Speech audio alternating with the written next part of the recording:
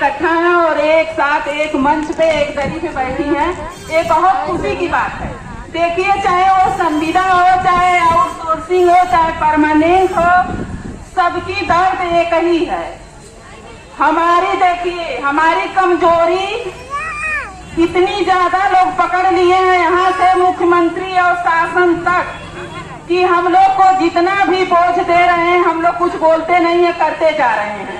अच्छा, ये बताओ, हम ये पूछना चाह रहे हैं कि यदि आज हम लोग लड़ाई नहीं लड़ेंगे तो सारी जितनी डिजिटल व्यवस्था है सब लोग कर ही रहे हैं ना, इसको भी करना पड़ेगा। लेकिन हम लोग जब एक साथ होके लड़ाई लड़ेंगे तो अभी ये लागू नहीं हुआ है। यदि इसका जियो आ गया तो फिर हमको करना ही पड़ेगा, हम कुछ नहीं कर पाएंगे। तो इसमें अगर कोई बहन या कोई भी व्यक्ति बाहर का यदि गुमराह करता है कि नहीं ये हो गया वो हो गया, ऐसा नहीं करना, वैसा, इसमें मत आइए। कुछ लोग ऐसे दलाल बैठे हैं निदेशालय से लेकर सीएमओ ऑफिस तक कि उनको इसी की रोटी खाना है। तो आपको यहाँ कोई हक हैसियत नहीं लड़के लेना है, अपना हक कहना है और हमसे जो संभव नहीं है उसको वापस लेना है। नौकरी जो हमको करना है, देखिए आज हमारी 2 दिन हमारी कमजोरी है कि 2 दिन की हमारी 3 साल पहले ये पोस्ट हुआ है कम्युनिटी हेल्थ ऑफिसर का, वो अपने को एडिशनल सीएमओ समझती हैं। सही बात। अभी 2 दिन की वो लड़कियां हैं, उनके अंदर इतना एटीट्यूड भरा हुआ है कि हमारी सीनियर दीदियां जो हैं हम लोग के माँ के बराबर कितनी है, लेकिन उनको नमस्ते नहीं करती हैं। ये हमारी कमजोरी है। भले भी उनके घर में खाने को ठिकाना नहीं है, एक स्कूटी पा गई है, एक कपड़ा पहन लिए, उनके आगे कोई नहीं है, संस्कार भूल गया। तो इस चीज को हमको ध्यान देना है कि हम तो अपने विभाग का संगठन बना के रखें ताकि वो हमेशा हमसे सौतेला व्यवहार करेंगी। वो एनएम को देखना नहीं चाहती हैं, भले ही मेरी बेटी सीएचओ है तो क्या, वो हम लोग को कुछ नहीं समझती हैं। उनको हमेशा बस हम ही लोग का चक्कर रहता है। विशेष पाठक ने जनता दरबार में योगी जी से कुछ पहले वार्ता की तो उन्होंने खुल के कहा है कि मेरी मजबूरी थी, मेरे पास हर जनता दरबार में एप्लीकेशन आता था कि एनएम का क्यों नहीं डिजिटल एमएस पे हाजिरी लगती है, मुझे मजबूर होके लागू करना पड़ा। सचिवालय में भी आदेश हुआ है, आपको पता नहीं, वहाँ भी आदेश हुआ, वहाँ भी लड़ाई चल रही है। तो पहले हमें किसी को नहीं देखना है, हम छोटे स्तर के कर्मचारी हैं, हम महिला हैं और हमारे यहाँ सबकी दाल गलती है।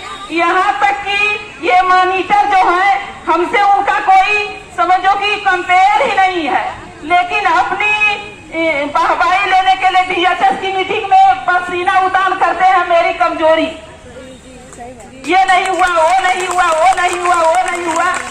तो आप लोग जागो, नहीं तो ये लोग जीना हराम कर देंगे। ये बताओ कि मेरे पास कोई साधन है? मैं इतनी लाइट स्टिक हम लोग को सौंप दी गई है कि हम लोग बैल नहीं ना है कि धो के लेके क्षेत्र में जाएंगे, वहां जाएंगे, अगर एक चीज नहीं है तो तुरंत फोन करेंगे इस एनएम के पास ये चीज नहीं है। अभी हम घर पे हैं, सवारी बोल रहे हैं, हम महिला हैं, हमारे पास परिवार की समस्या है, बच्चों की समस्या है, हमको आधा घंटा सरकार छूट देती है। हमसे पहले बीबी का बनाया खाना खा के चल दिए फील्ड में, वहां से फोन करेंगे या तो घर से ही करेंगे, कभी कभी घर से ही करते हैं कि मैं आ गया हूँ आपके स्टेशन पे, आप कहाँ हैं मेम साहब। अब उनसे मैं ये पूछना चाह रही हूँ कि भैया आपके पास परिवार नहीं है, माँ नहीं है, बहन नहीं है, बेटी नहीं है? एक महिला को घर की भी जिम्मेदारी है, बाहर की भी है, नौकरी की भी है। बहन अब आज के डेट से हम लोग को इतना वर्क आएगा, देखिए ऑपरेटर का काम हम ही से ले रहे हैं।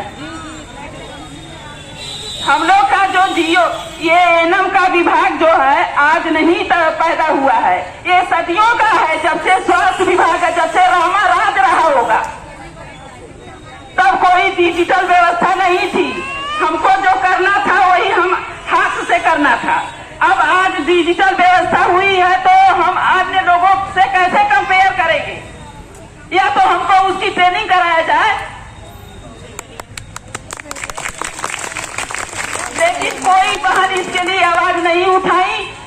के सब लोग कर रहे हैं, 2 कौड़ी के बीपीएम, 2 कौड़ी के बीसीपीएम। आज आपका डाटा नहीं है, कल वेतन रोक दिया जाएगा।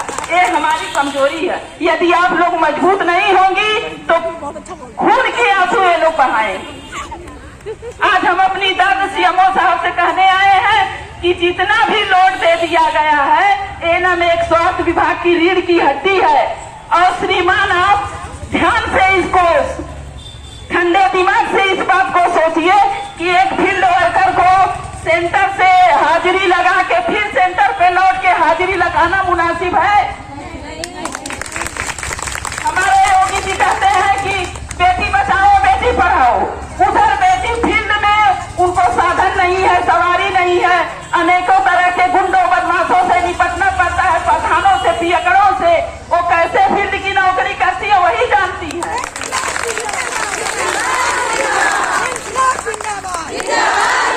हमारी बहन कुछ ऐसी बड़ी है, ये तो अभी अंगड़ाई है, ये तो अभी अंगड़ाई है, जोर जुल्म के टक्कर से,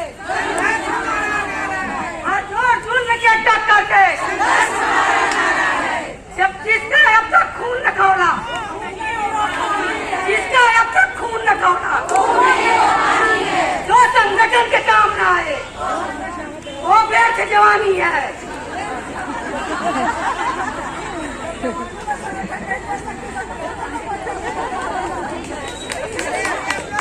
बहनों, महीना वेतन पाने के बाद अगर ये दाखिल हुआ होता तो अब तक निश्चित आदेश हो गया होता।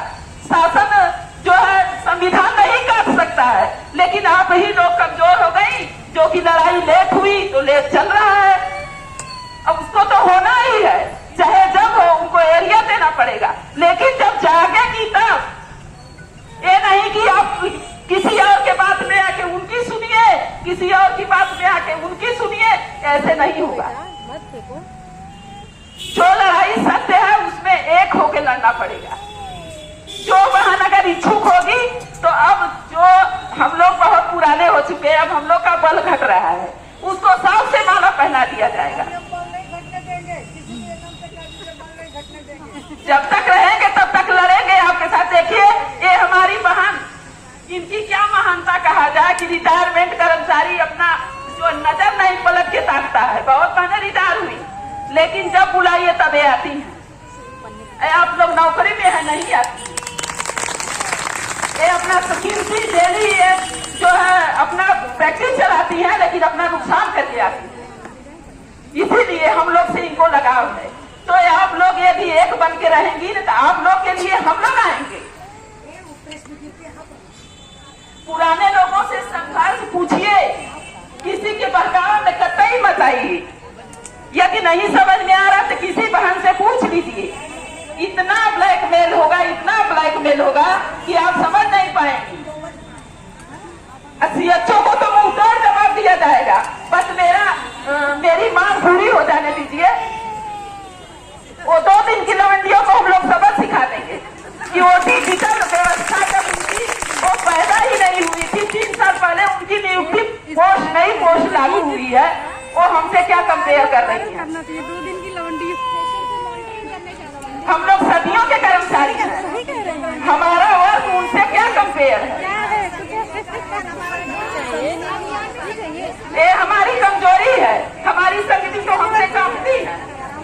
मेरे यहाँ कोई सीएचओ नहीं थी जब तक वो भाग गई होती पोस्टिंग करा के। वो तो शुक्र ऐसा कि है नहीं। चलिए एक बार जोर से नारा लगाइए।